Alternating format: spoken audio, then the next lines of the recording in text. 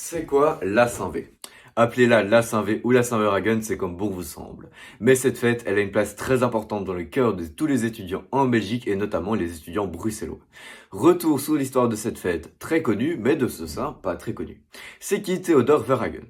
Tous les étudiants bruxellois ont d'office entendu parler de Theodor Verhaegen, le fondateur de l'Université libre de Bruxelles. Homme politique très connu et notamment bourgmestre de Watermal-Boisfort, il fonde en 1834 l'Université libre de Bruxelles. Mais pourquoi est-ce qu'on l'appelle Saint-Verhaegen? Eh ben, Theodor Verhaegen, il n'a pas été canonisé par l'Église.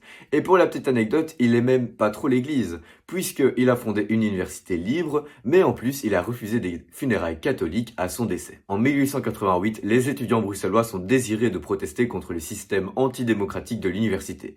Et pour ce faire, ils vont nommer Saint le fondateur de l'université libre. Le 20 novembre 1834 fut fondée l'Université libre de Bruxelles.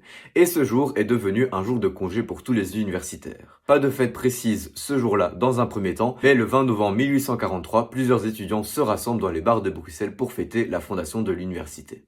Ce n'est que le 20 novembre 1888 qu'on voit apparaître un premier cortège étudiant, car plusieurs étudiants se rassemblent devant la statue de Theodor Verhaegen pour aller jusqu'au cimetière d'Evereux où repose Theodor Verhaegen. Les années passent mais le cortège est toujours d'actualité et par exemple en 2019, le cortège de la Saint-V fut introduit au patrimoine immatériel de la ville de Bruxelles et franchement c'est plutôt stylé. De nos jours, la Saint-V est toujours d'actualité et elle a lieu tous les ans où elle rassemble des étudiants de l'ULB mais aussi de la VUB, l'Université libre de Bruxelles néerlandophone. La Saint-V, c'est une fête traditionnelle qui se déroule le 20 novembre et qui rassemble tous les cercles étudiants pour chanter ensemble en l'honneur de la fondation de l'Université libre de Bruxelles.